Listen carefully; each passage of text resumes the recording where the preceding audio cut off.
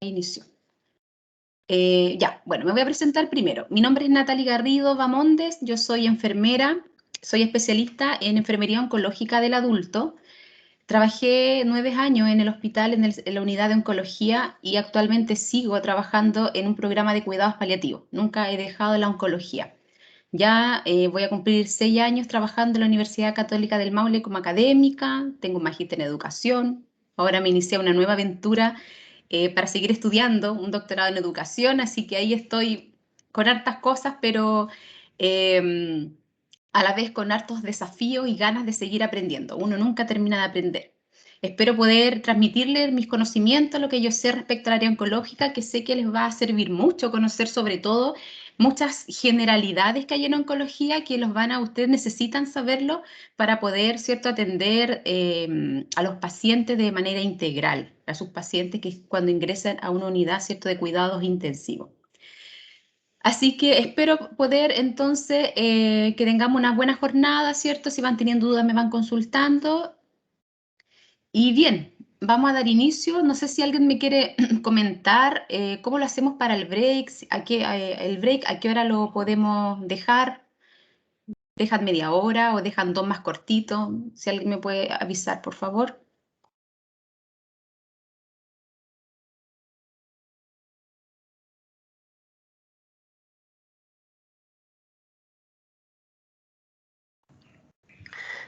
Profe, hacemos en general un break, que es Uno, como de 20 minutos, media hora, dependiendo de cómo esté usted con los tiempos de la con los clase. tiempos.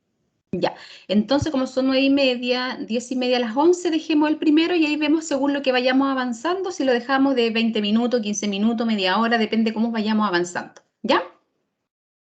Gracias, Alexandra.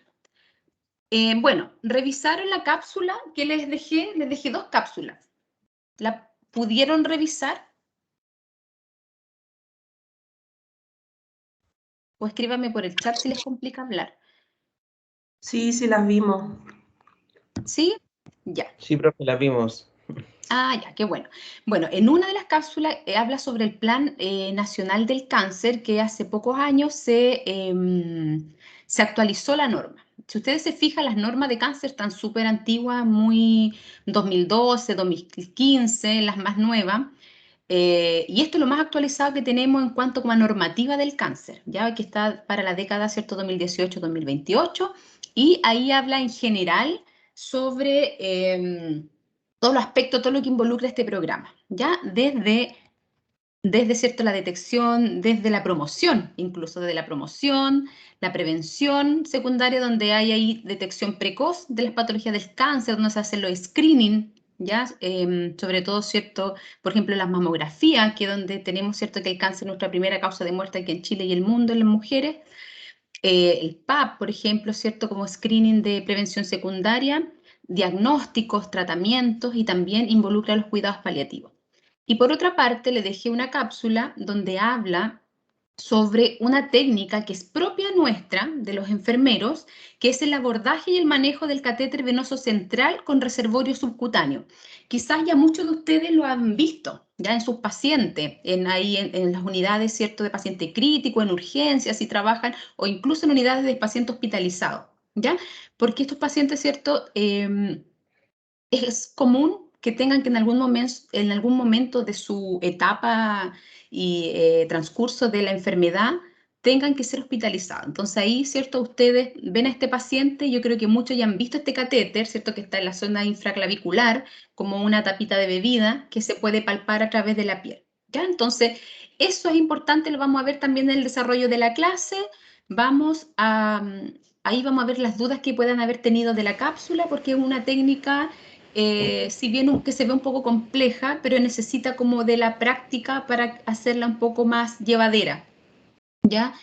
Al principio, claro, uno ve mucho elemento, cómo lo hago, ¿cierto?, para el abordaje de esta técnica, pero necesitamos conocer bien la técnica, aprenderla, observarla para poder realizarla de la mejor manera posible. Además, igual vamos a ver cuando tenga sus pasos prácticos, me parece que en enero, a ver si también la podemos incluir, ¿ya? Bien, voy a compartir entonces la presentación para que demos inicio a la clase.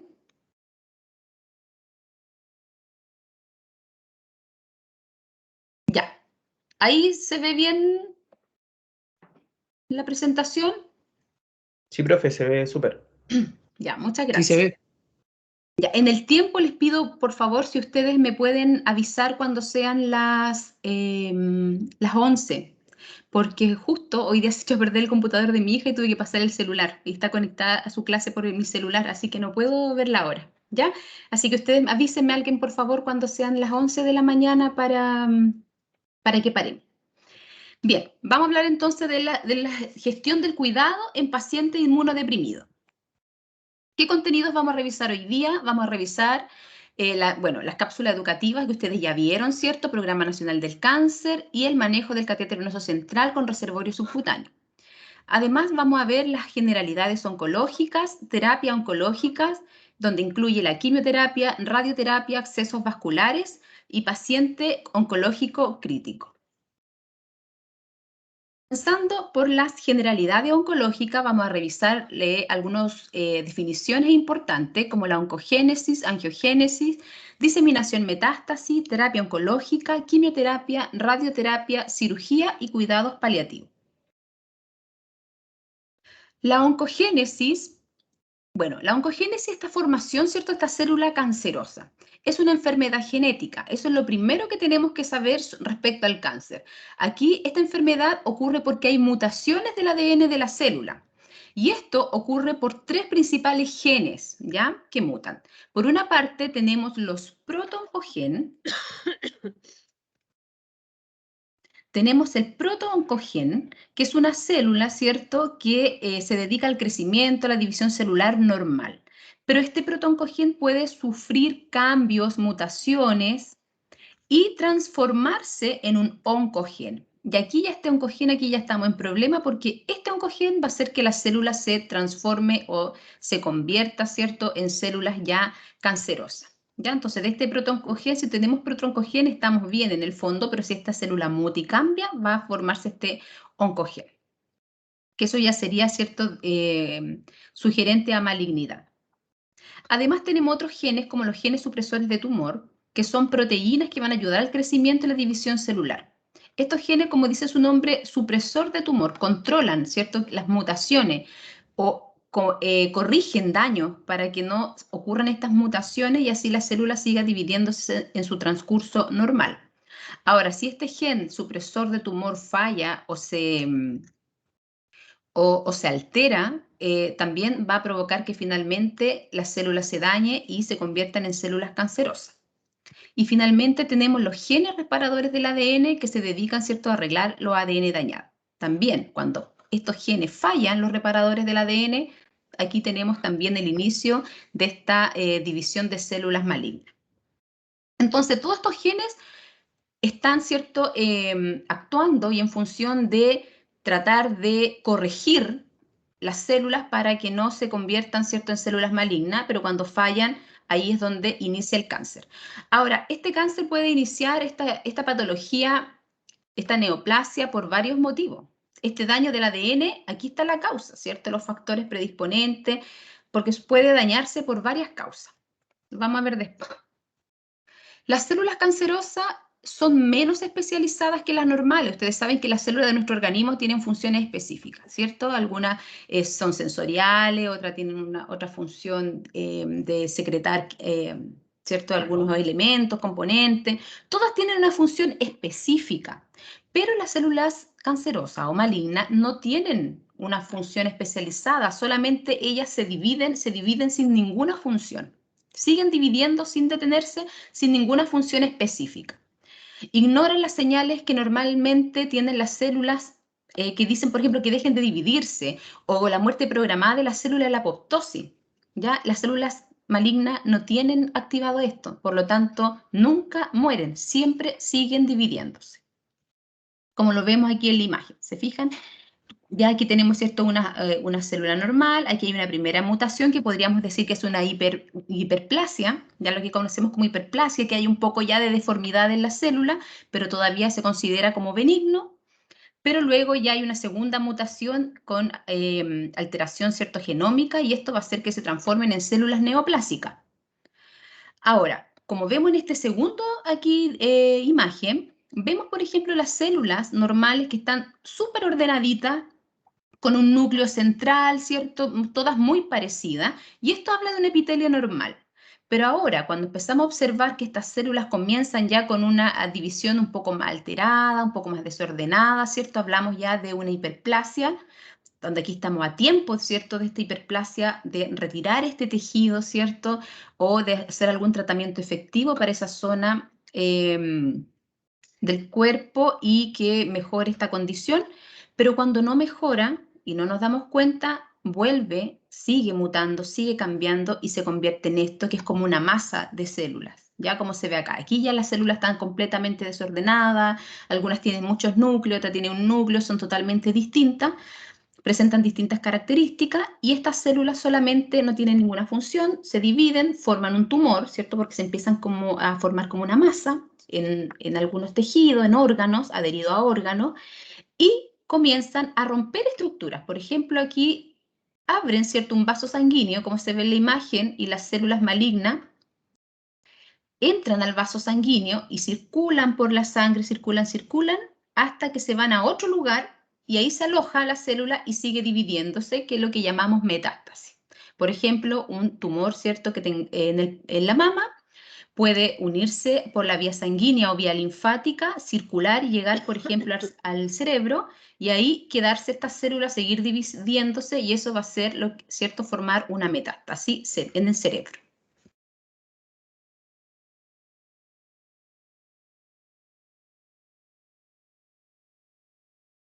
Aquí tenemos otra imagen que muestra, ¿cierto?, lo que ya hemos hablado, cómo se pueden observar las células, un epitelio normal, cuando hay hiperplasia, que se ve como levemente, ¿cierto?, cambio de la estructura, y ya en una displasia ya más severa, y luego un carcinoma in situ.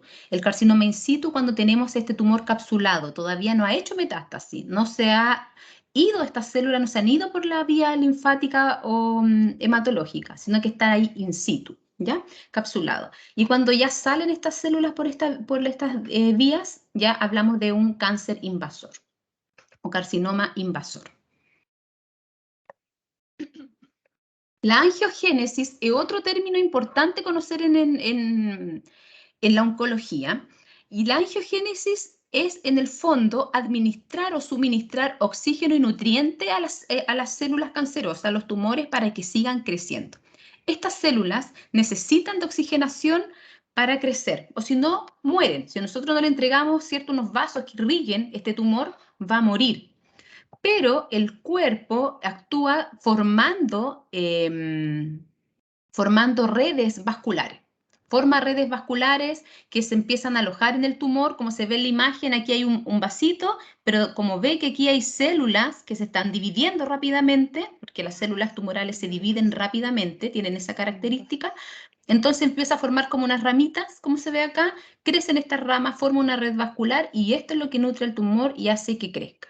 Por eso es que hay algunos tumores, ¿cierto?, que crecen muy rápidamente, los pacientes no se dan cuenta, ¿cierto?, que ya tienen un cáncer, sobre todo los cánceres de la vía digestiva, de vía biliar, hepático, gástrico, son tumores que avanzan muy rápido. ¿Y es por qué? Porque en la zona donde se localizan hay hartos vasos sanguíneos y forman rápidamente esta red vascular que lo alimentan y están dividiéndose rápidamente estas células.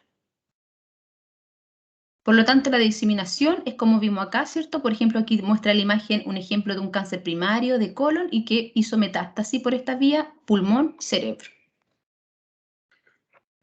Ahora, dijimos que el cáncer se forma porque hay un daño en el ADN, pero además de este daño al ADN hay factores de riesgo asociados. Por ejemplo, tenemos factores genéticos y biológicos que van a provocar este daño del ADN. Si yo heredo una mutación que tiene mi mamá o mi abuela, por ejemplo, una mutación genética, por ejemplo, el BRCA1, el BRCA2, que son una de las mutaciones más conocidas y frecuentes que ocurren en el cáncer de mama y cáncer de ovario, si yo tengo esta mutación heredada, la adquirí, ¿cierto?, porque la tiene mi familia, lo más probable es que yo haga, ¿cierto?, presente un cáncer de mama en alguna edad de mi vida. Por lo tanto, el ADN nosotros podemos heredar este factor genético, esta falla genética, ¿ya? Esta mutación.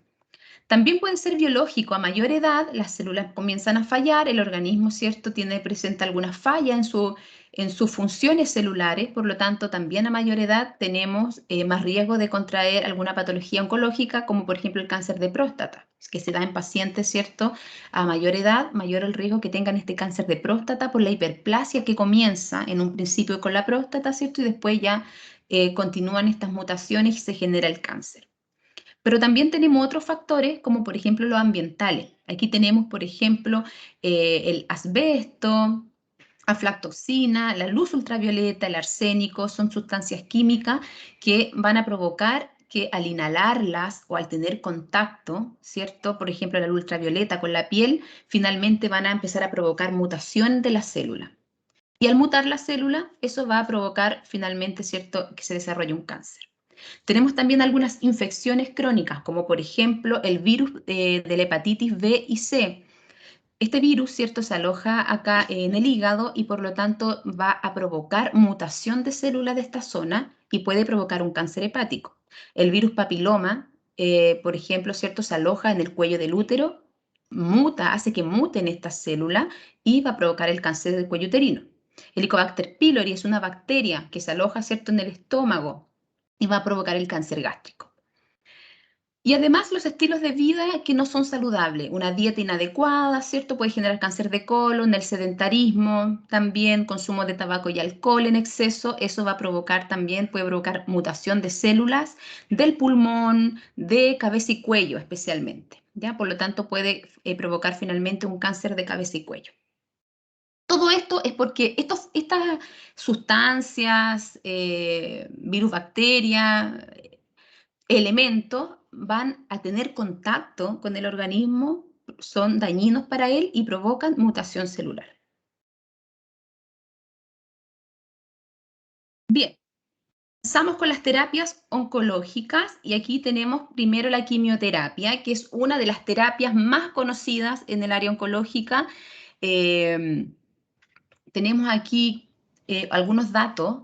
El cáncer constituye el 16% de muerte a nivel mundial, lo que se traduce en 9,5 millones de muertes anuales, en un promedio de 26.000 personas fallecidas por día. Es un dato 2016. En Chile, el cáncer es la segunda causa de muerte a nivel nacional. Sin embargo, en algunas regiones del país es la primera causa de muerte, como la región del Maule. Nuestra primera causa de muerte tenemos que ya es el cáncer. También en Antofagasta y en algunas regiones también del sur. Entonces, aquí es importante, ¿cierto?, que ya conozcamos esta realidad, tenemos ya que el dato, el antecedente de que el cáncer en un par de años más va a pasar a ser la primera causa de muerte. Actualmente tenemos que son las enfermedades cardiovasculares, pero se espera, según cierto los registros del MinSal, que ya para el año 2025, que nos queda muy poquito, sea ya la primera causa de muerte en Chile. En algunos países ya el cáncer es la primera causa de muerte, en los países desarrollados, ya en los Emiratos Árabes, Francia, Canadá, el cáncer es la primera causa de muerte. Y eso es porque ya han logrado un mayor manejo de las enfermedades cardiovasculares. Los pacientes están más compensados, hay más screening y el cáncer se le ha escapado un poquito también ya de las manos. Considerando que es importante hacer los screening para poder diagnosticar, porque el cáncer es una enfermedad silenciosa. Muchas veces no presenta síntomas hasta que cuando comienzan los síntomas, cuando la enfermedad ya está avanzada, ¿ya? Entonces, por eso es importante y una enfermedad cara también, ¿cierto? En cuanto a su tratamiento. Por lo tanto, ese es el punto de por qué el cáncer, ¿cierto?, está pasando a ser la primera causa de muerte. En el caso de los hombres, el cáncer de pulmón presenta mayor mortalidad en el mundo y el cáncer de mama en la mujer presenta mayor mortalidad. En Chile es distinta nuestra realidad. Los hombres, primera causa de muerte es el cáncer gástrico.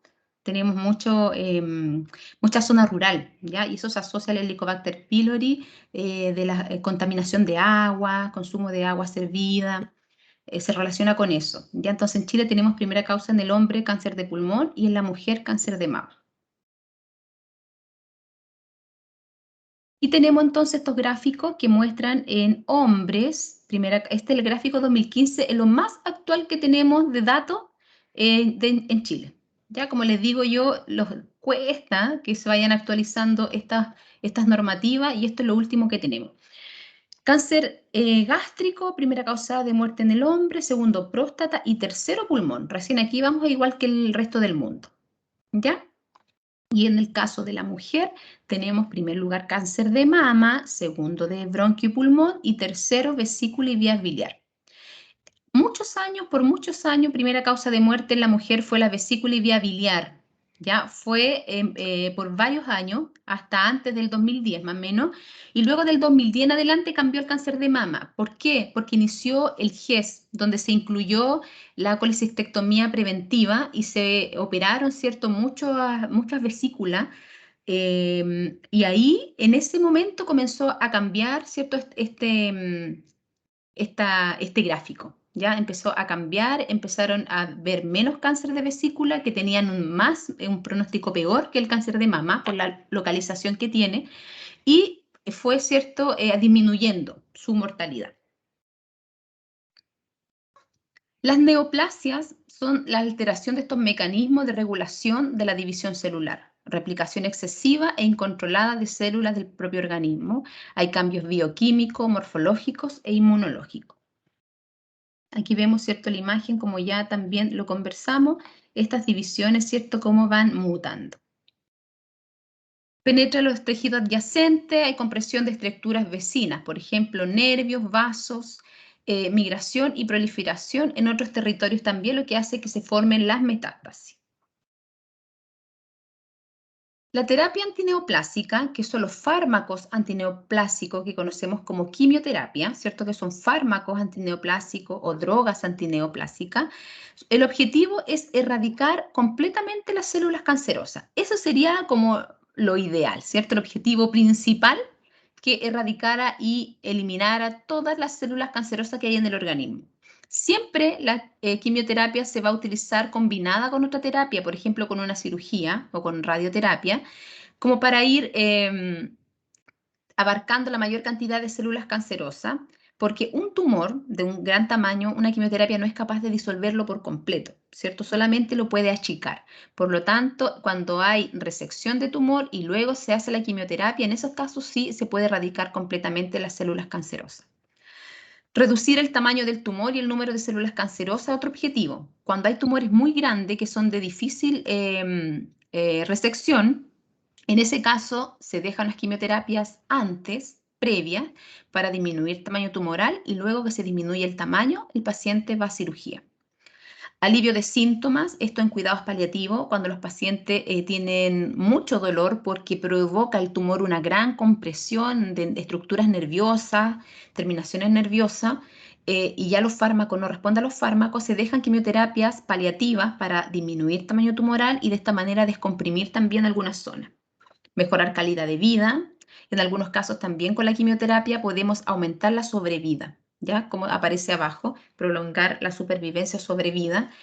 La expectativa de vida. Una expectativa no es tanto tiempo, bueno, va a depender de la tipificación del cáncer, pero por ejemplo, un paciente que pueda tener 3 meses, un pronóstico de 3 meses de vida, podemos aumentarlo a 1 año, por ejemplo, de vida, y eso sí es muy significativo, sobre todo en pacientes jóvenes, ya pacientes que tienen sus hijos pequeñitos, que necesitan vivir, que cada día que vivan es algo muy valioso. En esos pacientes jóvenes se puede, ¿cierto?, dejar quimioterapia, si es que están en condiciones, obviamente, se pueden dejar quimioterapias para prolongar un poco la supervivencia y aumentar la sobrevida. La quimioterapia actúa en el ciclo celular. Entonces, por lo tanto, aquí debemos recordar un poco en qué consiste el ciclo celular. Tenemos, ¿cierto?, la fase 1, la fase G1, donde empieza a crecer la célula, la fase S, donde se sintetiza el ADN, fase G2, donde está en reposo y sigue creciendo la célula, y la fase M, que es la mitosis, donde se divide la célula. Por lo tanto, este ciclo celular es importante conocerlo porque estas drogas o medicamentos, ¿cierto?, antineoplásicos, van a actuar en una parte del ciclo celular. Generalmente actúan en la fase S, que es cuando se está replicando, sintetizando el ADN, o la fase M, que es cuando está ocurriendo la división celular. Ahí actúa la droga. Ahí, en esa parte del ciclo celular, se introduce la droga y rompe la célula, ¿cierto? La destruye. Algunos conceptos básicos de la quimioterapia. Tenemos, por ejemplo, la velocidad del crecimiento tumoral. Los tumores crecen más rápido que una célula normal. Ya tienen, como son células que no están programados su proceso de apoptosis ni de división celular, se dividen rápidamente. Esa es una característica que presentan. Tiempo de duplicación del volumen de un tumor puede ser de 1 a 6 meses. O sea, de 1 a 6 meses se puede duplicar el tamaño tumoral. Eso va a depender de la duración del ciclo que tengan esas células. Acuérdense que son todas distintas, estas células malignas. La fracción celular proliferante, que quiere decir que si nosotros tenemos una muestra de un tejido, sacamos una muestra de un tejido y vemos qué porcentaje hay de células tumorales en ese tejido. Y también va a depender de la mortalidad celular. Fármacos antineoplásicos van a actuar preferentemente sobre la fracción tumoral en la fase de división. Y a mayor velocidad del crecimiento tumoral, mayor va a ser la respuesta al tratamiento farmacológico. Estas drogas, esta quimioterapia, tiene más afinidad por las células que se dividen rápidamente. Y como las células malignas se dividen rápidamente, actúan, ¿cierto? Van directo donde ellas, pero además van a atacar, ¿cierto?, a otras células del organismo que también se dividen rápidamente, ¿ya? Como son, pegado aquí, otras células que se dividen rápidamente, como son el folículo piloso, por ejemplo, las células gastrointestinales, las células, ¿cierto?, que están en división de la médula ósea.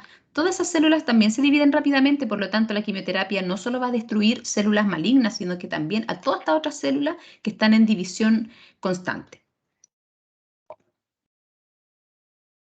Quiere cambiar ahora. Bien, los principios generales del uso del fármaco antineoplásico, tenemos que este fármaco reduce en lo posible la masa tumoral inicial antes de una cirugía o de una radioterapia, ¿cierto? La idea es que disminuyan en los tamaños, ¿cierto? El tamaño del tumor, para ver también en muchos casos si es posible realizar la cirugía. Se debe comenzar con el tratamiento lo más precoz posible. Ya hemos visto que la mayoría de los cánceres están incluidos en el GES. Bueno, lo más frecuente en realidad, no la mayoría. Lo más frecuente están en el GES y tienen una cantidad, ¿cierto?, de plazos que se deben cumplir en cuanto al diagnóstico, al tratamiento. ¿Ya? Pero lo ideal es comenzar lo antes posible con este tratamiento. Administrar la máxima dosis tolerada por el paciente.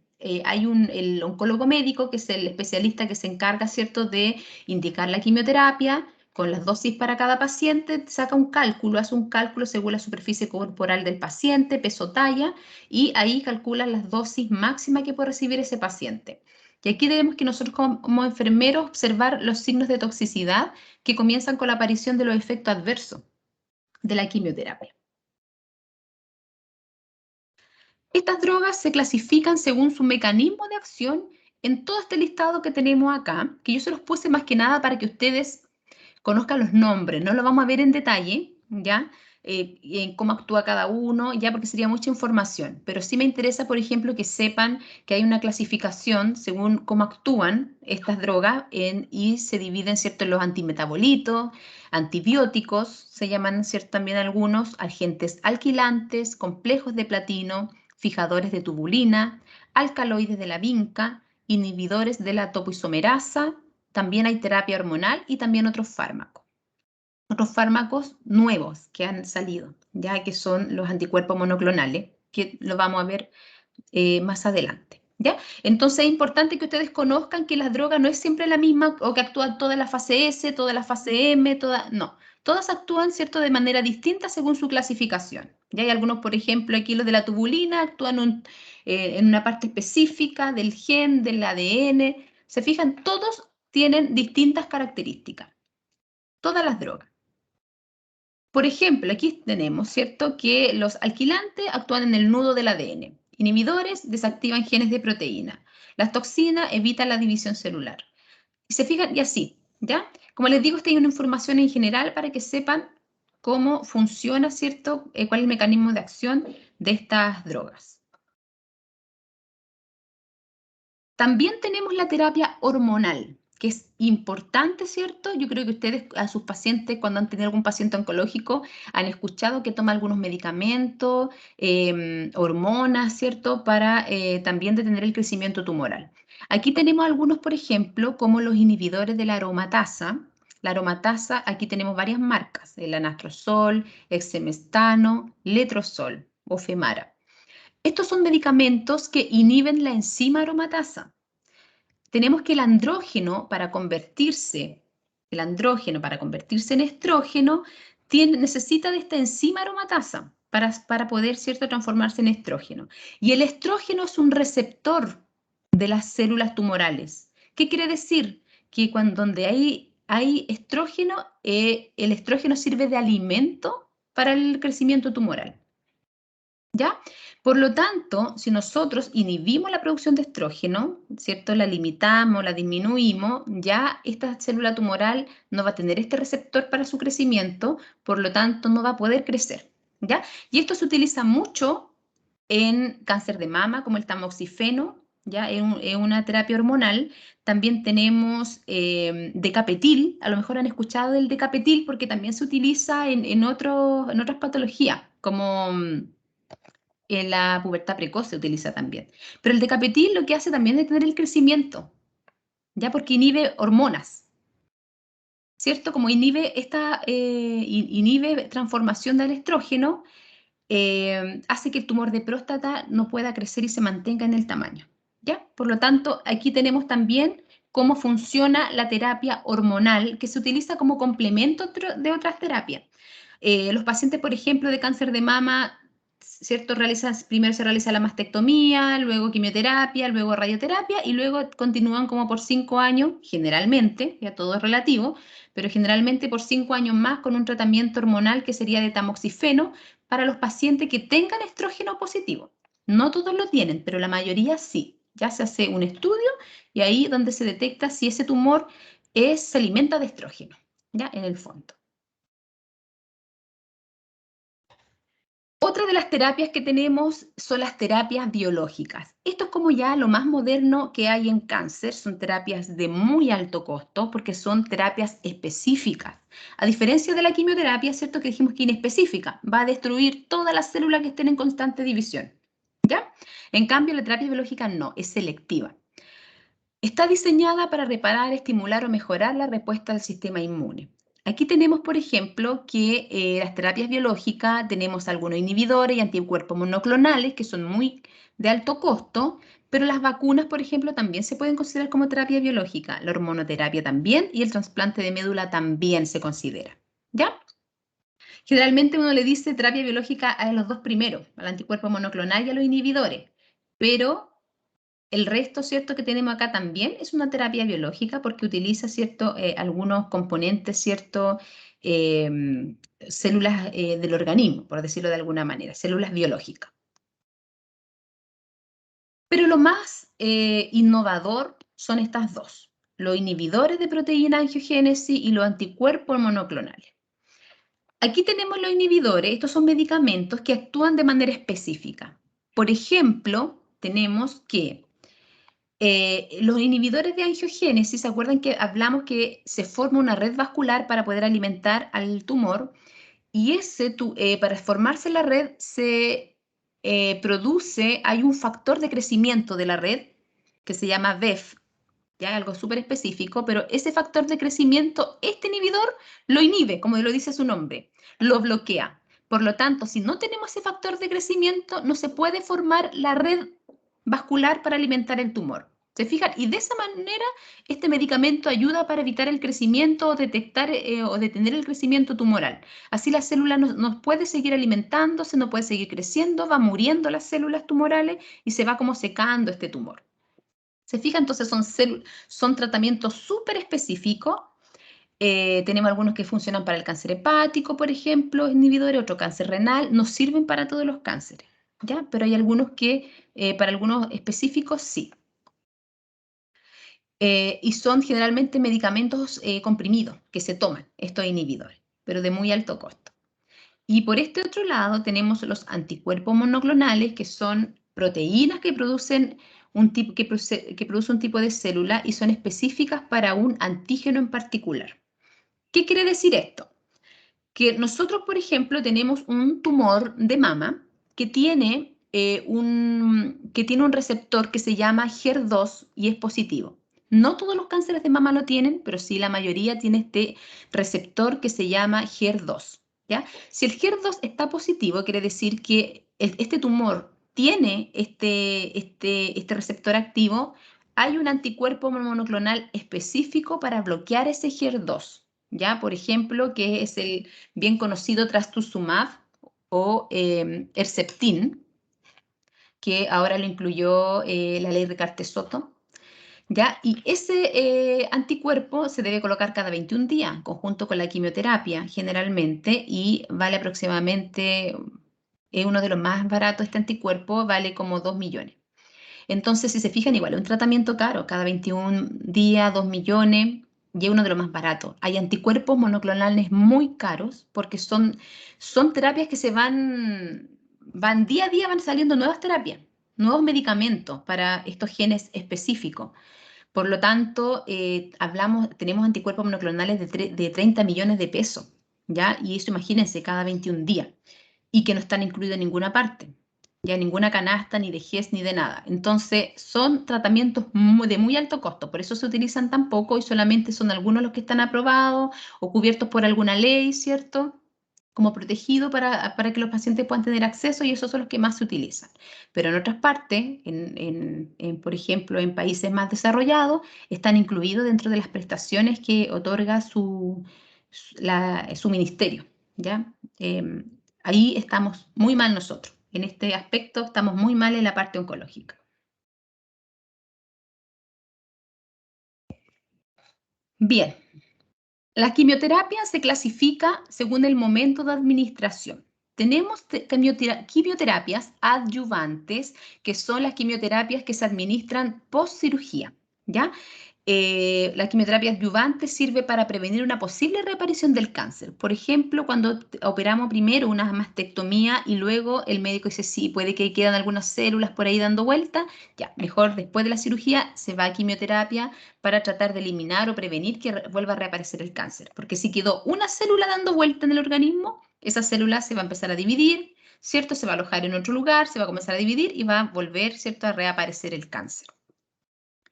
Tenemos también la quimioterapia neoadyuvante, que es la que se administra antes del procedimiento quirúrgico.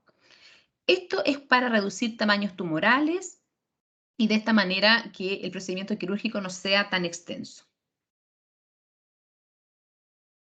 La concomitante es la quimioterapia que se administra al mismo tiempo que otro tratamiento. Por ejemplo, que lo más común es con la radioterapia. ¿Ya?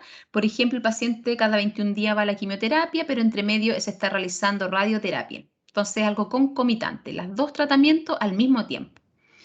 Y la paliativa, la quimioterapia paliativa, es la que nos ayuda a controlar los síntomas del paciente y el síntoma principal es el dolor. Por lo tanto, reduce tamaño tumoral, porque cierto, no se va a poder eliminar el cáncer en las células malignas por completo, pero sí va a reducir el tamaño del tumor y al reducirlo va a controlar síntomas, especialmente el dolor. Ahora, como dijimos que esta quimioterapia actúa en las células que tienen una rápida división celular, va a destruir células que están alojadas en la médula ósea, que se encargan de producir la hematopoiesis, por ejemplo, los leucocitos, hematíes, plaquetas. Se van a destruir porque se dividen rápidamente, por lo tanto son muy sensibles a la quimioterapia. Y esto va a provocar que los pacientes tengan anemia, trombocitopenia, leucopenia, neutropenia. Por eso los pacientes, ¿cierto?, están siempre inmunodeprimidos. Es porque se destruyen también estas células que son importantes y lo que hace que los pacientes, ¿cierto?, tengan una baja inmunidad. Por lo tanto, si la quimioterapia, los ciclos de quimioterapia son cada 21 días, porque eso así se dividen, cada 21 días el paciente va a estar destruyendo nuevamente esta cantidad de células, ¿ya? Entonces tenemos aquí que el paciente se hace, por ejemplo, el día 1, la quimioterapia, y recién al día 14 el paciente vuelve su cuerpo, su organismo, a formar nuevamente estas células que se destruyeron, a recuperarse. Ya vuelve a formar más células, generar más células, y ya el día 14, el día 20, 21, el paciente ya está recuperado. Por eso es que las quimioterapias se dejan cada 21 días, porque como ya el día 21 está recuperado, se vuelve a dar otra dosis de quimioterapia, lo cual le va a bajar nuevamente todos estos elementos de la sangre, le da de nuevo los 21 días para que se recupere y así nuevamente va a recibir otra quimioterapia. No puede ser en menos días porque el paciente no alcanza a recuperarse, por lo tanto ahí podría morir, ¿cierto? Por esta baja inmunidad. Por lo tanto, debe ser cada 21 días. Y hay otros esquemas que se utilizan menos días, pero porque la dosis la dividen. Una dosis completa, por ejemplo, 1000 miligramos de ciclofosfamida, por ejemplo, lo dividen en 3 y quedarían, por ejemplo, 330 cada dosis, y esa lo administran día 1, día 7, día 21. Es por eso que hay quimioterapia que ustedes van a ver que es en menos días, es porque la dosis es menor, ¿ya? Pero la quimioterapia se programa en ciclos de 21 días. En el caso de anemia, si van teniendo dudas, me pueden preguntar, abran el micrófono y pregúntenme, porque como tengo proyectada la presentación, no veo. Ya si hay manitos levantadas, eso no alcanzo a ver. Entonces, me preguntan nomás, ¿ya? Bueno, como se va a producir anemia, ¿cierto? Puede ser leve, puede ser moderada, puede ser severa, pero aquí tenemos que tener claro que el paciente va a tener estos síntomas. Entonces, esto es súper importante considerarlo para cuando ustedes tengan un paciente que está recibiendo quimioterapia, que son efectos, ¿cierto?, esperados, normales dentro del tratamiento. Debilidad, cansancio, sensación de falta de aire ante pequeño esfuerzo, palpitación, taquicardia, mareos, palidez de la piel y de la mucosa. Recomendaciones, estos son los cuidados de enfermería, que es importante que nosotros, ¿cierto?, lo manejemos porque tenemos que constantemente igual hablarle a la familia, durante las visitas, al momento del alta, tenemos que nosotros entregar todos estos cuidados de enfermería.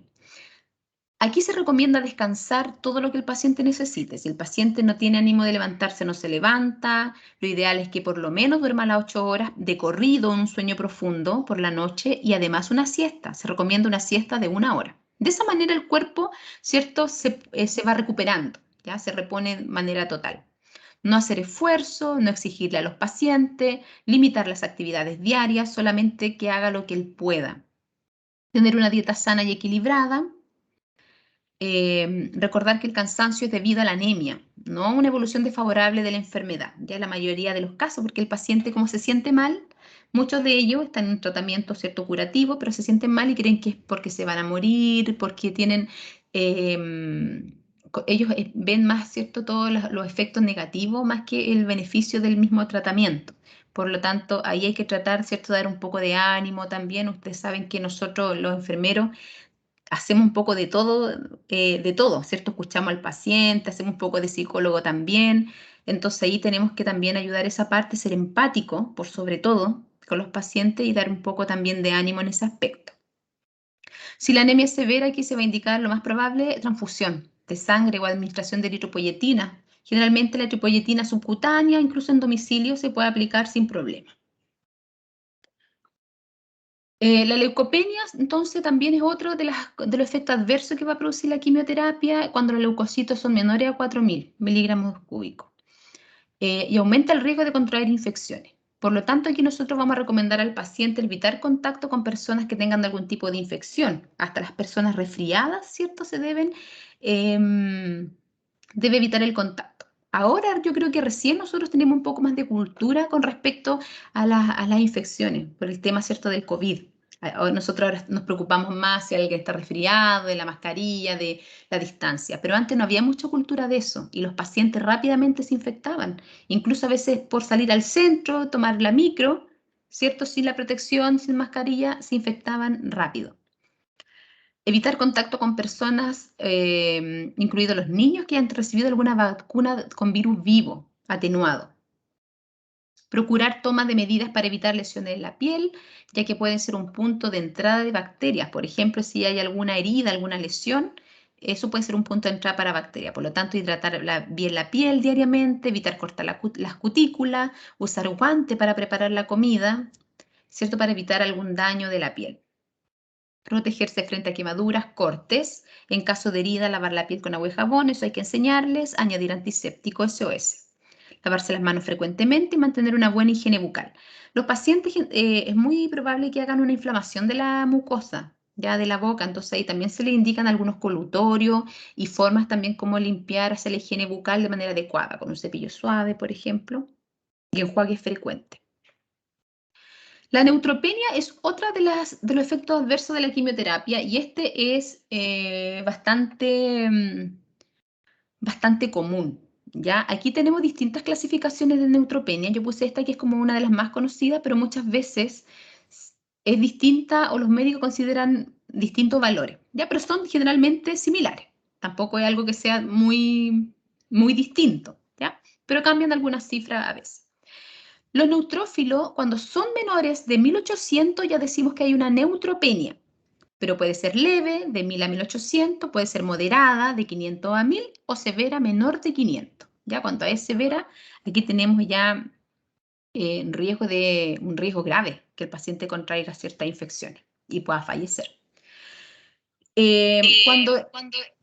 Cuando la neutropenia es menor de 1000, aquí nosotros ya al paciente generalmente se suspende la quimioterapia por el riesgo, ¿ya? Porque estamos hablando de una neutropenia, ¿cierto?, de 1000, por lo tanto, quiere decir que con la quimioterapia este paciente va a volver a bajar los valores y puede hacer una neutropenia febril, por ejemplo, una complicación, ¿ya? Por lo tanto, generalmente aquí se suspende o se deja algún medicamento para poder aumentar el recuento, ¿cierto?, de neutrófilo y de glóbulos blancos. ¿Cómo hacemos el cálculo del recuento absoluto de neutrófilos? Aquí tenemos una fórmula, ¿cierto?, de regla de 3, cómo nosotros podemos sacar este recuento absoluto de neutrófilo, que lo hacemos a través del hemograma. ¿Ya? Quizá ustedes ya lo manejan, pero de todas maneras igual vos vamos a repasar por si alguien no lo tiene tan claro. Tenemos que colocamos acá el valor de los glóbulos blancos y eso es un 100%. ¿Ya? Por ejemplo, tiene glóbulos blancos 4000 el paciente. Luego colocamos el porcentaje, no, perdón, me equivoqué. El 100% se mantiene, 100% glóbulos blancos. Ya dejamos ahí 100%. Y luego colocamos el porcentaje de neutrófilos o segmentados, ¿ya? Que aparecen en el hemograma. Por ejemplo, dice el 65% de neutrófilo, ¿ya? Y luego abajo aquí colocamos el total que tiene de glóbulos blancos el paciente. Por ejemplo, tiene 4000 y tenía 65 de neutrófilo. Y aquí sacamos el RAN, ¿cierto? Multiplicamos y dividimos por 100. Y ahí nos va a dar el valor, el RAN, el valor de los neutrófilos, recuento absoluto de neutrófilos. En este caso, si tenía 4000 y tenemos 65, nos va a dar aproximadamente 2000 y algo que va a tener este paciente. ¿Ya?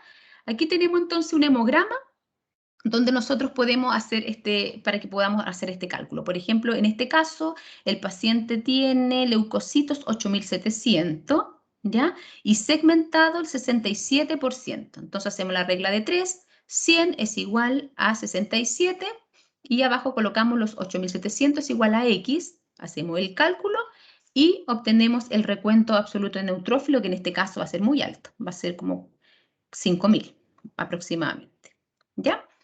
Y ese valor es fundamental para que el paciente se pueda hacer la siguiente quimioterapia, ¿ya? Entonces nosotros como enfermeros, aunque no esté en la ficha o que sí esté en la ficha, tenemos que con el último hemograma, porque siempre el paciente se va a tomar un hemograma antes de realizarse la quimioterapia, siempre, siempre. No puede hacerse la quimio sin un hemograma antes. Nosotros vamos a revisar ese hemograma, vamos a sacar el cálculo y vamos a ver si está con un valor, ¿cierto?, sobre 1000, para que poder hacer la quimioterapia, porque si se nos pasa esto, va a ser un error, pero terrible, ¿ya? Un error que puede costar la vida del paciente y es nuestra responsabilidad verificar esto, ¿ya? Por lo tanto, este dato es muy importante manejar y conocer. Otra también de los efectos adversos es la trombocitopenia, donde tenemos trombocitopenia leve de 80.000 a 149.000, moderada de 21.000 a 79.000 y severa menor de 21.000. Aquí nosotros recomendamos al paciente evitar golpe, traumatismo o corte, realizar actividades habituales. Precaución con las tijeras, con los cuchillos, con cualquier utensilio cortante. Evitar quemaduras al planchar o cocinar. Evitar riesgo de contacto o evitar el deporte o contacto de riesgo. Y el cepillado de dientes que sea suave. ¿Ya? Todo esto para evitar, más que nada, los traumatismos, los golpes, ¿cierto? Porque ya sabemos que va a tener una baja coagulación este paciente. Acudir al médico en caso de petequias, hematomas sin traumatismo previo, sangre al orinar, sangrado de encía, porque puede estar cursando algún tipo de hemorragia, ¿cierto? Interna o ya, ¿cierto? Que la coagulación esté muy afectada, esté provocando un daño mayor. Otro de los efectos adversos que tenemos de la quimioterapia, tenemos aquí las alteraciones del folículo piloso, como es el cabello, piel y uñas. Destruye el folículo piloso, pero de manera reversible. Por lo tanto, al destruir este folículo piloso se van a caer, ¿cierto? Se va a caer el cabello, los vellos de la axila, pierna, brazos, cejas, pestañas, todos. ¿Ya? No es solamente el pelo que se caiga, ¿cierto? El cabello, sino que es todo, porque destruye el folículo piloso en general. Ahora, hay folículos pilosos que se dividen más lentamente, por lo tanto, y actúa también con menos concentrada la quimioterapia en esa zona, ¿ya? Pero, por ejemplo, el pelo que está en constante crecimiento, claro, ahí es donde se nota, se ve el mayor impacto y se cae este pelo, pero de manera reversible. Ya el paciente al mes, sin quimioterapia, va a empezar a salir como pelucita en la cabeza, el pelito nuevo. Ya a los 3 meses ya tiene más, un par de centímetros de pelo. Y ya generalmente a los 3 meses uno le puede decir incluso que se puede hasta teñir el pelo porque ya está más firme el cuero cabelludo. ¿Ya? Pero es reversible. Eso es importante señalar a los pacientes. Como recomendación nuestra, vamos a indicar un champú suave, ojalá de estos de guagüita, de estos champús, secar el pelito, porque a algunos no se les cae completamente el pelo. Quedan con un pelito débil, pero tienen pelo porque va a depender de la quimioterapia, de la droga. Hay drogas que inmediatamente, primera quimio, se cae todo el pelo, pero hay otras drogas que no, ¿ya? Que no se cae tanto, pero sí se cae un poco o queda débil. Por lo tanto, va a depender de eso. Si el paciente tiene pelo, secarlo al aire libre o si no con un secador, pero baja temperatura. De colocar la mano antes del secador para evitar daño. No emplear cepillos para acondicionar el cabello mientras se seca, no teñir el cabello mientras esté con la quimioterapia, recomendar cortarse el cabello antes que comience a caer, porque por una parte se evita el impacto de la caída a mechones, que es muy impactante para los pacientes. Cuando uno les pregunta qué es lo que más le ha costado, impactado de su tratamiento, es eso, es la caída del cabello.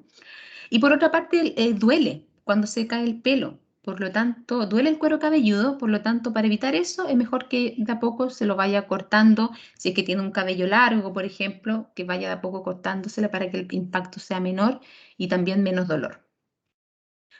Proteger el cuero cabelludo con bloqueador, pañuelos, sombrero y pelucas. No solamente eso es por estética, sino que es para proteger la piel. Es una piel muy sensible. Recordar que terminada la quimioterapia volverá a crecer. También tenemos algunas alteraciones de la piel y las uñas. En la piel puede haber prurito, eritema, resequedad y descamación. Y en las uñas pueden colocarse quebradizas y de color oscuro. ¿Ya? Ustedes van a ver como uñas negras, como que se pegó el paciente. Eso es un efecto también de la quimioterapia. Las recomendaciones, hay que mantener la piel limpia y seca. En caso de piel seca, evitar baños calientes prolongados que puedan resecar más la piel. Evitar lociones cutáneas que tengan alcohol. Ojalá cremas hidratantes que sean hipoalergénicas. Una crema muy recomendada, que es económica y buena, es por ejemplo el Eucerin, que tiene la tapa verde. Esa es una crema hipoalergénica que es la más hipoalergénica. ¿Ya? Entonces, esa es la más recomendada y es económica. Protege las uñas con guante cuando realice tareas domésticas. El sol puede potenciar los efectos de la quimioterapia, sobre todo la fotosensibilidad, por lo tanto usar sombreros, camisetas manga larga, protegerse del sol. Otra complicación que tenemos es la mucositis. La mucositis es una inflamación de la mucosa que va desde la boca hasta el ano. Esa es la mucositis.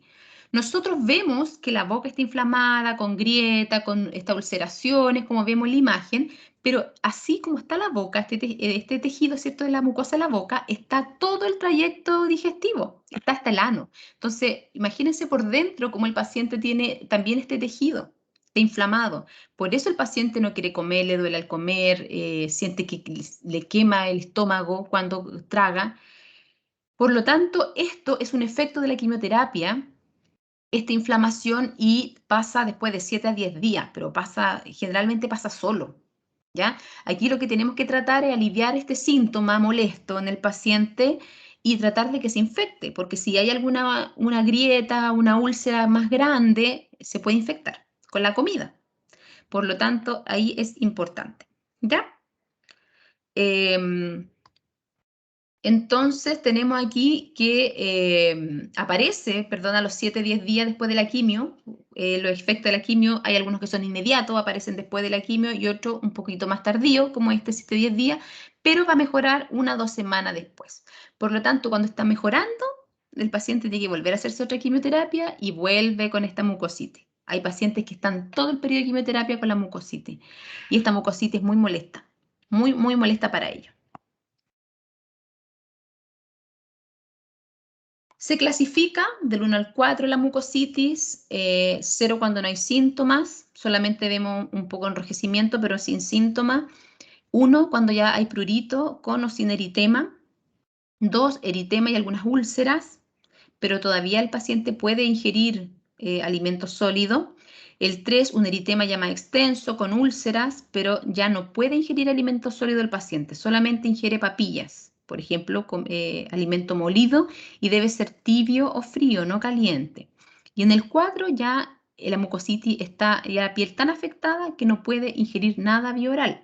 Y en este caso, los pacientes muchas veces deben hospitalizarse para este tratamiento y recibir la alimentación, ¿cierto?, parenteral e hidratación. Y recibir hidratación endovenosa, ya porque no son capaces de alimentarse. Recomendaciones: la higiene bucal es lo principal. Aquí tenemos que nosotros recomendamos, por ejemplo, el médico le puede dejar un gel, como el Dactarin, no sé si alguien lo ha visto o lo usa alguno de sus pacientes, que es un gel más que nada como anestésico, le ayuda un poquito a cerrar las úlceras, las grietas. Pero además nosotros aquí cuidado de enfermería es súper importante, mantener una buena higiene bucal. Podemos enseñarle a hacerse colutorios con agua con bicarbonato. Ya es comprobado que el bicarbonato ayuda un poco cambia un poco el pH y además ayuda como a cerrar las grietas. O también se recomienda el agua de manzanilla a los colutorios, porque el agua de manzanilla es un antiséptico natural. Ya lo que no debemos indicar, por ejemplo, que se haga enjuague con esto oral, ¿cuánto se llama? Todos estos que hay como enjuagues bucales, no, porque tienen alcohol y es irritante. Pero sí, por ejemplo, el agua de manzanilla reemplaza un poco como medida antiséptica. El agua de bicarbonato, se puede ir alternando un poco estos enjuagues. Antes de la quimioterapia siempre se consulta al dentista, porque si hay algún riesgo de infección o una carie, algo, aumenta el riesgo de infección, y eso puede provocar incluso hasta la muerte del paciente con la quimioterapia. Por lo tanto, siempre antes de la quimio se va al dentista. Mantener, ya dijimos, la higiene bucal, utilizar un cepillo de cerdas suaves, ojalá infantil, para evitar lesionar las encías, si es que pueden cepillarse, o si no, ¿cierto?, a la antigua nomás, con un pañito humedecido, se limpian los dientes y la encía. Pasta de dientes suave, no fumar ni consumir bebidas irritantes como el alcohol o café.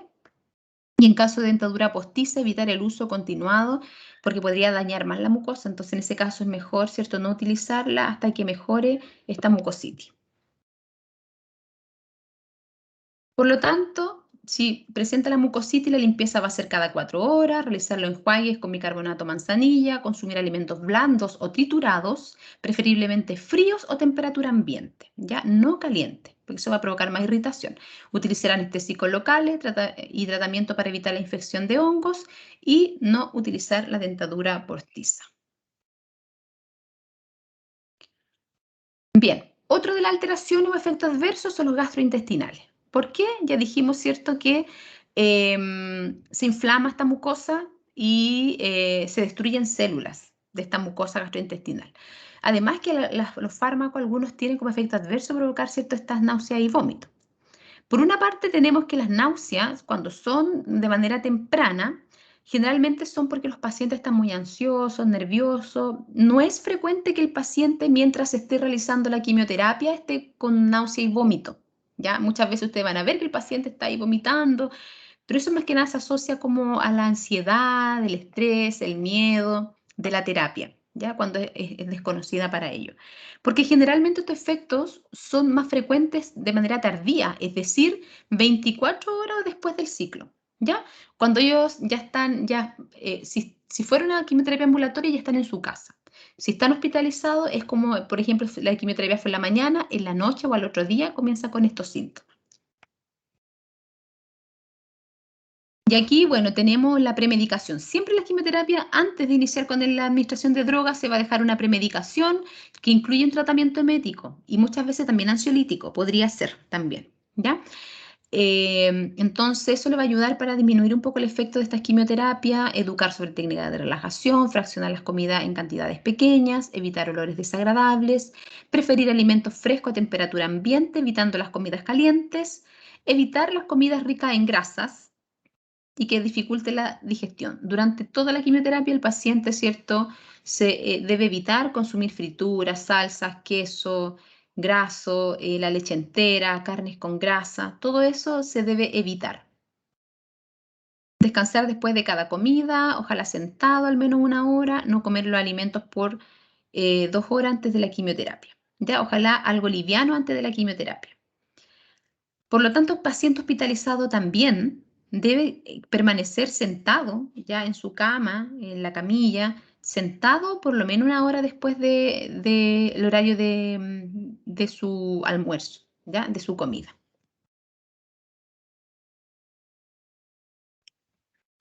Ya, la diarrea. La diarrea, otro efecto adverso, se produce cuando las drogas antineoplásicas afectan la mucosa del tejido intestinal, perdiendo la capacidad de absorber los nutrientes. Como están inflamados, no absorbe los nutrientes y el agua y se origina la diarrea. Es común en cánceres de colon, ¿ya? Por lo tanto, aquí uno trata de tener algunas medidas, ¿cierto? Algunas recomendaciones y cuidado de enfermería en cuanto a la alimentación, alimentos cocidos, abundante líquido, consumir hidratos de carbono y disminuir la fibra. Evitar la leche y los derivados. Eliminar de la dieta las bebidas irritantes. Evitar también algunos alimentos que produzcan flatulencia, como la legumbre, espinaca, repollo, coliflor. ¿Ya? Son cuidados en general que tienen que ver con la alimentación principalmente. Y bueno, también algún medicamento que se pueda, ¿cierto? Si ya no se puede manejar de esa manera, también ayudarlo con algún medicamento según la indicación del médico. Y también puede haber lo contrario, que el estreñimiento, porque también como son pacientes que tienen poca movilidad o están durante su tratamiento, están hospitalizados, ¿cierto? No caminan, van a tener estreñimiento. Y aquí, bueno, tenemos este problema que no solamente pasa en los pacientes oncológicos, sino que en todos los pacientes. Las deposiciones se vuelven duras, secas, se pueden provocar fecalomas, muchas veces hay que hacer retiro manual de fecaloma. Ya, a mí me toca mucho porque veo mucho paciente también postrado, por lo tanto es, es complejo, pero cuando uno logra que el paciente ya no tenga este estreñimiento, es un alivio muy grande para él y esto también se relaciona con que pueda comer mejor, porque el estreñimiento finalmente provoca también náusea, vómito incluso, y pérdida del apetito. Entonces al final es como un círculo vicioso, una cosa conlleva a otra y estos síntomas, ¿cierto?, van como empeorando. Por lo tanto, en este caso, como se cambia la alimentación, paciente tiene menos actividad física, se provoca este estreñimiento. Y aquí tenemos por una parte, ¿cierto?, todos los cuidados que nosotros educamos de los alimentos ricos en fibra, las legumbres que son ricos en fibra, el abundante líquido. Y también aquí algunos laxantes que se pueden indicar, donde lo más común que se utiliza en estos pacientes es la lactulosa y muchas veces se mezcla con vaselina, ¿cierto? Porque la lactulosa como laxante y la vaselina como lubricante intestinal. Se mezcla y funciona bien para el estreñimiento. ¿Ya? Todo esto sí con la indicación del médico. Tenemos alguna alteración de la percepción del sabor del alimento y esto también es un efecto esperado de las quimioterapias y dura un tiempo. Mientras el paciente esté con quimioterapia, cambia, se dañan un poco las papilas gustativas y va a disminuir el sabor y va a tener un gusto metálico o amargo. Sobre todo en los alimentos que son ricos en proteína como la carne y el pescado, tiene un sabor metálico, que es desagradable para los pacientes. Y desaparece la semana después de finalizar el tratamiento, pero después si sigue con el tratamiento va a seguir con estos efectos. Finalmente, cuando termina toda la quimioterapia, desaparecen estos síntomas. Por lo tanto, aquí se pueden recomendar, primero la comida, ¿cierto? Entra por la parte visual. Por lo tanto, la presentación como bonita de la comida, hacerse enjuagues antes de comer, enjuague bucal, los cubiertos, reemplazarlos por cubiertos plásticos. Eso también disminuye el sabor metálico. Y también las especias que se pueden utilizar que sean suaves, se pueden utilizar también algunas, esto ya más en la casa, ¿cierto? Porque en hospitalizado el menú, ¿cierto?, es designado, pero de ahí en eso tratar de ayudar a lo que se pueda. Acuérdense siempre del trato humanizado. Somos enfermeros, pero nunca debemos perder este trato humanizado. Con el paciente oncológico siempre nos recuerda eso, que debemos ser humanos ante todo. La vida es muy sensible y en cualquier momento, cualquiera de nosotros, ¿cierto?, podemos perderla. Entonces el paciente oncológico siempre nos está recordando eso. ¿Ya? Debemos tener un buen trato hacia todos nuestros pacientes. Algunas alteraciones neurológicas también se daña el sistema nervioso periférico y en ocasiones produce algunos síntomas que los pacientes les van a decir a ustedes que es muy común. La sensibilidad, hormigueo, sensación de pinchazo en la extremidad, en los pies, cuando caminan como clavadas, sienten los pacientes. Y pérdida de la fuerza y destreza manual. Hay pacientes, por ejemplo, que van a tomar algo metálico, van a tomar una manilla, por ejemplo, van a abrir una puerta, la manilla de la puerta y sienten los pinchazos en las manos. ¿Ya? O el hormigueo, o al caminar en las piernas. ¿Ya? Esos efectos desaparecen recién al terminar la quimioterapia. Esta recuperación es lenta. Pacientes a veces refieren que en años, después de 2 años de haber terminado la quimioterapia, recién vuelven a recuperar esta sensibilidad. ¿Ya? Por lo tanto, es recuperable, pero es lento. Esto es importante saberlo. Alteraciones de la vejiga urinaria, que tenemos que determinados fármacos pueden irritar la vejiga provocando una serie de síntomas, ardor al orinar, una sensación urgente de orinar, o también pueden provocar sangramiento, ¿ya?, al orinar. Y aquí la recomendación es porque incluso algunas drogas específicas como la ciclofosfamida puede generar hasta hemorragia, ¿ya? Hemorragia vesical. Por lo tanto, la recomendación, como son muy tóxicos estos fármacos, es consumir abundante líquido, porque así se disminuye un poco su toxicidad. Vamos eliminando, en el fondo, la toxicidad. ¿Ya? Es más diluida, de manera más diluida, se va botando todos estos elementos. Alteraciones renales, la mayoría de las drogas antineoplásicas tienen eliminación renal, por lo tanto son nefrotóxicos. Y aquí los pacientes deben hidratarse mucho y si ellos no tienen la capacidad de tomar tanto líquido, se dejan mucho suero. Por eso cuando ustedes pasen la quimioterapia, les toque pasar quimioterapia, los tratamientos van con mucho suero mezclado.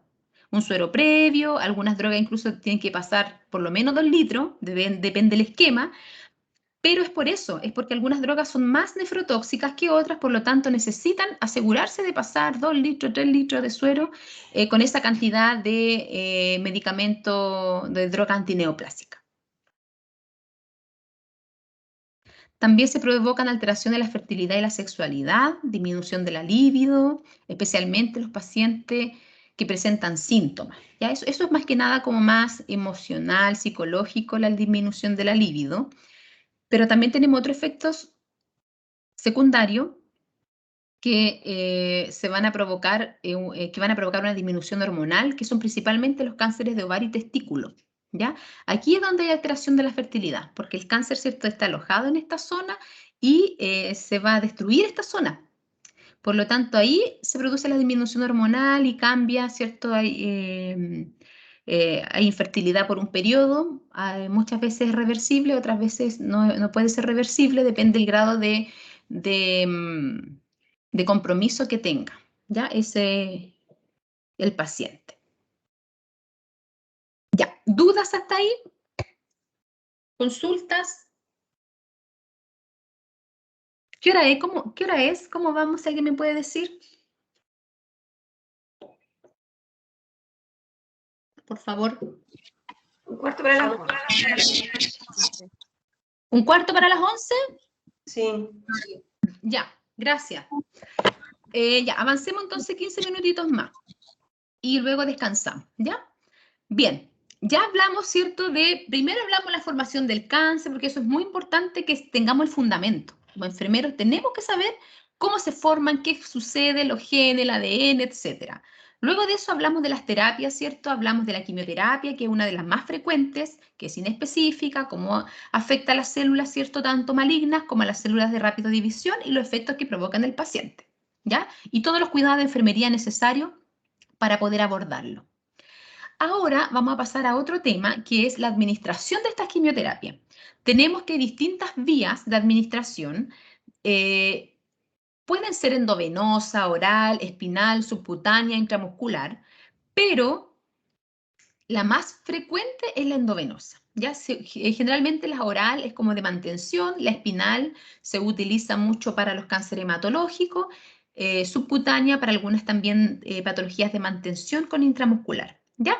Pero la más frecuente para los tratamientos curativos es la endovenosa. Y aquí podemos administrar estas drogas a través de la vía periférica, vía venosa periférica, del catéter venoso central con reservorio subcutáneo o del PIC, ya que es este catéter central por implante periférico, ya que este catéter lo están colocando ya los colegas. Las colegas lo están colocando bajo ecógrafo, pero lo están colocando ellas. ¿Ya? Entonces, es importante que conozcamos la administración por estas vías.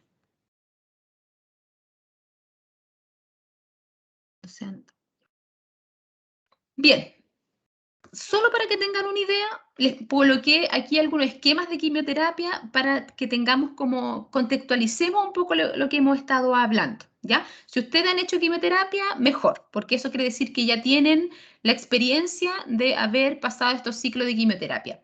Aquí les puse, por ejemplo, para el cáncer cuello uterino, endometrio, ovario y vulva, son 6 ciclos, todo esto es relativo, acuérdense, depende de cada paciente, pero en general, 6 ciclos cada 21 días, generalmente se hospitalizan estos pacientes porque necesitan una hidratación extensa.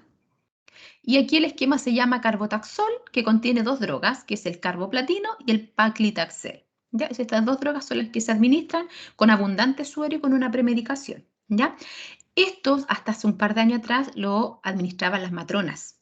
Estas quimioterapias, por lo menos en el Hospital acá regional de Talca, que es el centro referente de cáncer que tenemos en la región del Maule, ya lo administraban las matronas. No sé en otras regiones cómo estaba distribuido, pero por lo menos aquí en la región del Maule estaba así, hasta, ¿cierto?, que se logró recuperar esa área de enfermería y las colegas ya en la unidad oncológica, en servicio de oncología, ya se está administrando. ¿Ya? Porque si se fijan, aquí necesitamos cuidado de enfermería, necesitamos saber algunas cosas específicas de nuestra profesión, que se escapa de la profesión de las matronas. El carboplatino, aquí tenemos entonces el carbotaxol, que es carboplatino y paclitaxel. El carboplatino pertenece a la familia de los alquilantes, según cierto su mecanismo de acción, posee una tasa de excreción menor a sus efectos, menor, y sus efectos son más duraderos. Tiene efecto nefrotóxico y ototóxico, también afecta, ¿cierto?, la audición. Náuseas y vómitos son menos severos y más fácilmente controlables y produce mielosupresión. 10% de los niveles normales bajan, pero el día 21-28 se recuperan estos valores. Se fijan, las drogas son así como estos medicamentos que se ven acá, pero se diluyen en sueros, ¿ya? Y se pasan diluidos, no se pasa directo esta botellita aquí de carboplatino, tantos miligramos, no, sino que esto se diluye en un suero, pero eso no lo hacemos nosotros, lo hace el químico farmacéutico en un lugar que tengan habilitado para esto, donde tengan una cámara, ¿cierto? De aire, con los elementos de protección personal necesarios para preparar, porque estos son volátiles. Por lo tanto, podemos aspirar esta droga y no hace daño, no destruye células a nosotros.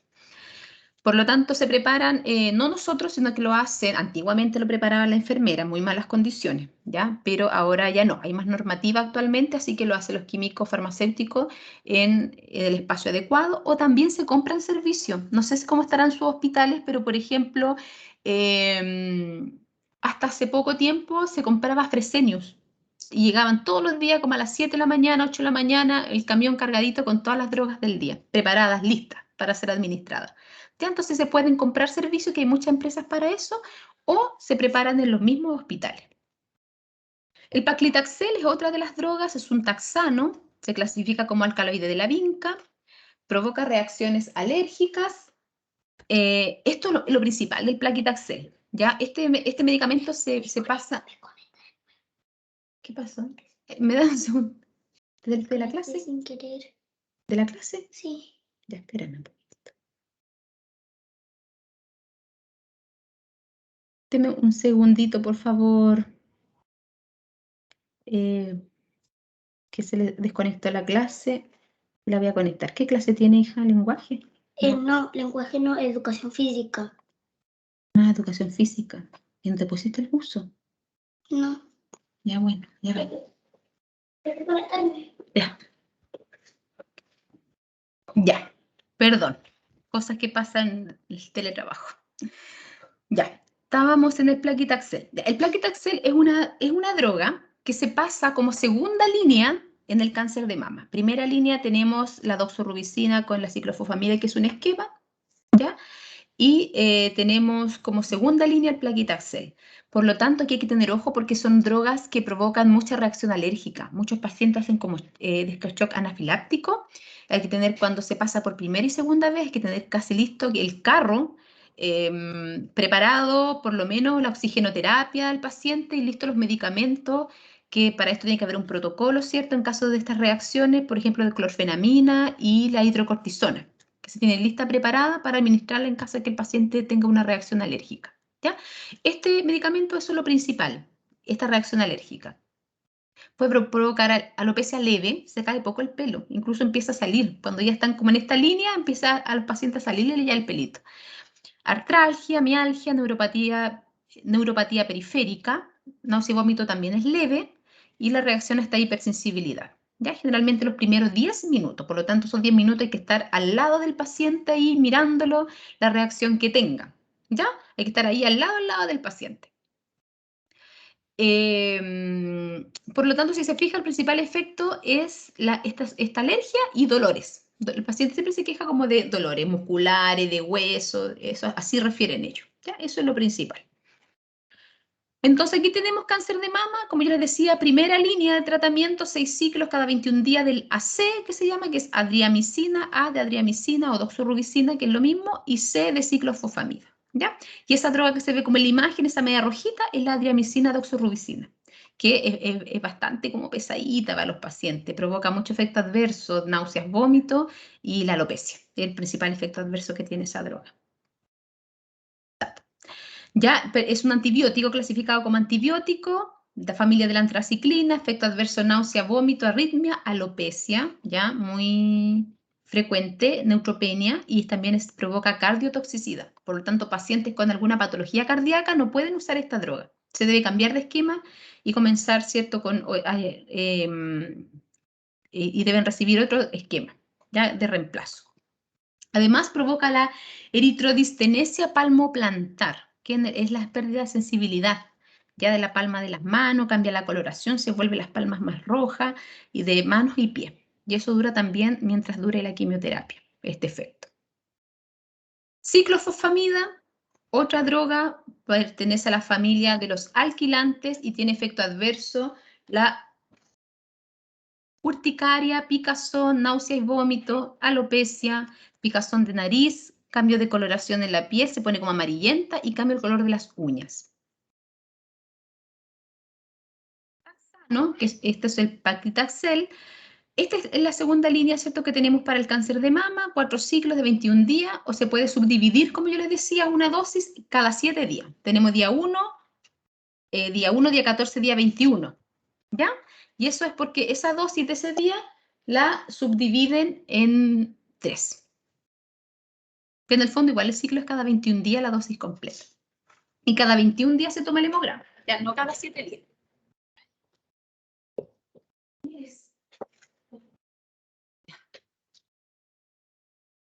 Ya, ahora sí. Otro esquema que tenemos, que este se ve como un poco más complejo, ¿ya? Es para que conozcamos cómo son estos esquemas de quimioterapia, es el R-CHOP. Todos tienen nombre de siglas, ¿ya? El R-CHOP es un esquema que se utiliza en los linfomas de Hodgkin. Aquí nosotros administramos previo el rituximab, que es un anticuerpo monoclonal. Se administra este anticuerpo monoclonal y después recién vienen las drogas. Por lo tanto, aquí el paciente está en un esquema largo, por lo menos 5 horas que están en tratamiento administrándose estos fármacos. ¿Ya?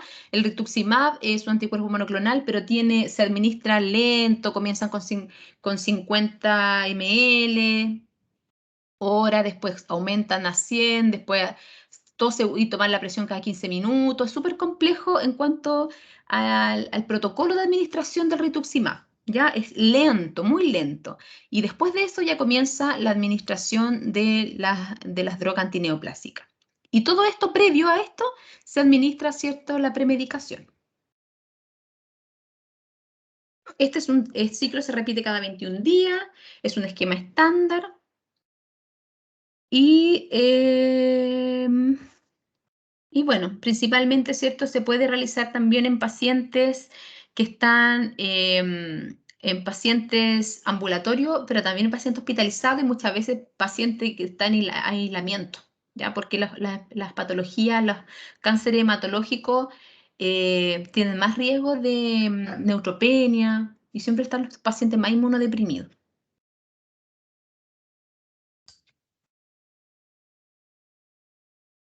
Ya, los manejos del acceso vascular en oncología. Vamos a pasar solamente, antes de este recreo, la parte de la vía venosa periférica y a la vuelta del break seguimos con la central y el PIC, ¿ya?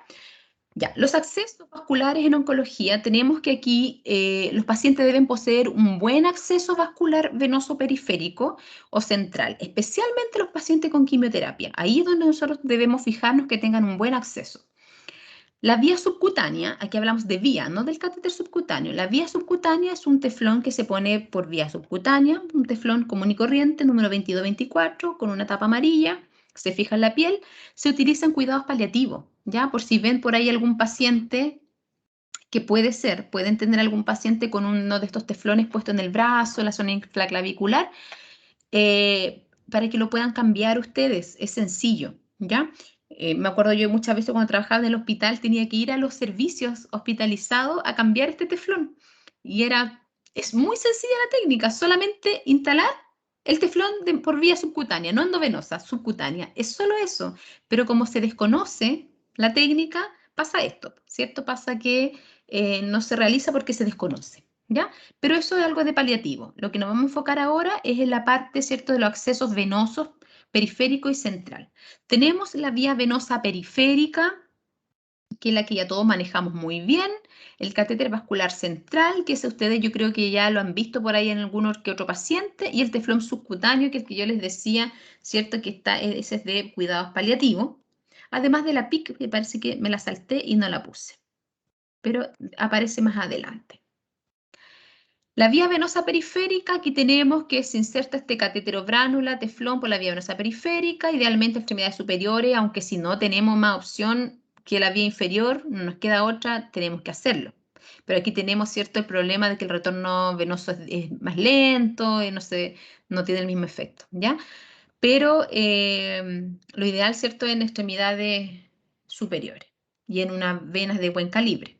Dilatación y calibre de las venas, y que es importante considerar, ojalá no sea en el pliegue del brazo, una selección adecuada del lugar y del dispositivo, el tamaño, ¿cierto?, de nuestra bránula, que sea acorde al tamaño y al calibre de la vena.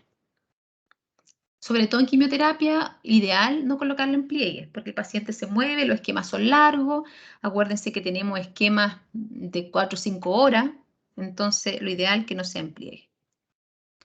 ¿Cuándo utilizamos esta vía, este acceso venoso? Cuando tenemos que administrar quimioterapias y tenemos accesos venosos de buen calibre. Nosotros vemos al paciente, ¿cierto? Apenas lo vemos y casi visualizamos inmediatamente sus venas, venas gruesas, buen calibre, ahí no hay ningún problema. Para toma de exámenes sanguíneos por quimioterapia también podemos utilizar esta vía periférica. Ahora, es importante, ¿sí? Una consulta, ¿es mejor un teflón de menor calibre para prevenir la extravasación del medicamento o eso es mentira? Lo que pasa es que va a depender de cuánto tiempo van a dejar igual la vía. Eso depende mucho, porque un teflón de menor calibre va a durar menos tiempo.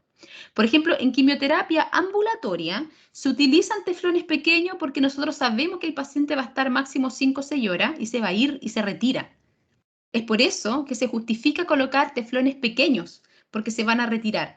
Pero los pacientes hospitalizados, para que tengan una mayor duración de esa vía, es mejor dejar un teflón de mayor calibre. Ya las brándulas que tengan mayor calibre. A no ser que el paciente, ¿cierto?, tenga unas venas muy pequeñitas, que estén medias dañadas, ateromatosa.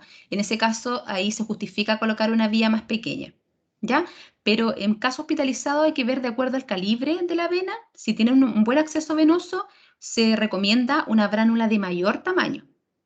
Solo eso lo limitamos o lo podemos no considerar en pacientes ambulatorios, porque sabemos que es un periodo corto que va a estar y se va a ir, y hay que retirar la vía. Ya, gracias. Ya. Entonces la quimioterapia vamos a utilizarlo, ¿cierto?, cuando hay para la vía venosa en accesos venosos buen calibre y para tomar los exámenes sanguíneos. Cuando no utilizamos la vía venosa periférica, no la utilizamos cuando el paciente tiene un cáncer de mama bilateral, porque los cánceres de mama que se realizó mastectomía, eso me faltó colocar, con mastectomía. Cuando se realiza la mastectomía se retira la cadena ganglionar del brazo, por lo tanto ese brazo ya no puede más puncionarse, ni tomarse la presión, ni presionarse. Ya eso es importante considerarlo porque si lo hacemos vamos a provocar un linfedema en esa extremidad, y el linfedema, ustedes saben o deben quizás manejar que no es muy difícil de revertirlo. Aunque tenga rehabilitación, drenaje, es muy difícil. Ya hay linfedemas que nunca se recuperan y hay otros que sí mejoran bastante, pero no es siempre. Por lo tanto, paciente operada de mama, ¿cierto?, con mastectomía y retiro de ganglios de ese brazo, no se puede ni puncionar ni tomar la presión. Por lo tanto, las pacientes con cánceres de mama bilateral ya no podemos ni puncionar ninguno de los dos brazos, ¿ya? En ese caso, esa paciente es candidata a un catéter venoso central. Pacientes con linfoma y leucemia porque tienen esquemas prolongados de quimioterapia, y pacientes pediátricos, solo ocasionalmente utilizamos periférica. Los pacientes pediátricos y casi todos tienen catéter venoso central para evitar los traumas, ¿cierto? Que sea muy traumático buscar los accesos venosos, son tan chiquititos. Las mismas quimioterapias, como yo les decía, dañan las paredes de la arteria, se ponen duras, rígidas. Por lo tanto, en ese caso se evita. Complicación de la vía venosa periférica, la flebitis, que es la inflamación de la vena, puede ser superficial o profunda. Además, podemos tener dolor, sensibilidad, enrojecimiento y abultamiento de la vena, ¿cierto? Cuando se inflama o cuando hay algún trauma local. Algunas complicaciones, ¿cierto?, de la flebitis, una infección local, ¿cierto?, que nosotros lo podemos observar, la piel está inflamada, enrojecida, se forman coágulos y puede progresar, ¿cierto? La complicación que tenga mayor es que haga alguna trombosis venosa profunda, alguna embolía pulmonar. Eso es como la complicación mayor cuando el paciente tenga alguna flebitis, ¿ya? Es un caso más extremo, pero puede ocurrir. Por lo tanto, hay que cuidar harto esta vía, y esta vía no es muy recomendada para quimioterapia, pero si se realiza la quimioterapia hay que estar pendiente de cómo va pasando la droga porque no se puede extravasar. ¿Ya? Eso sí que es importante. La flebitis y la extravasación es muy dañino. La extravasación es cuando la sangre sale, ¿cierto?, de su torrente y se va para otro lugar. Linfa u otro líquido por fuera de la vena en los tejidos circundantes. Por ejemplo, cuando funcionamos mal, pasamos, ¿cierto?, no canalizamos bien el acceso venoso, se nos fue, ¿cierto?, la punta del teflón por otro lado, y nosotros pensamos que estamos lo más bien porque nos refluyó un poco de sangre, pero resulta de que no estamos bien, no estamos solamente dentro de esa vena. Por lo tanto, en ese caso puede haber extravasación. Nosotros vamos a dar el suero y va a empezar a pasar a otro lugar, ¿cierto? Un tejido circundante de la vena. No está pasando dentro de la vena. Por lo tanto, aquí vamos a provocar nosotros un daño tisular, que este daño puede ser, se clasifica como daño vesicante o frecuente asociado a una necrosis cuando se extravasa, irritante o no agresivo o no irritante. ¿Qué quiere decir esto?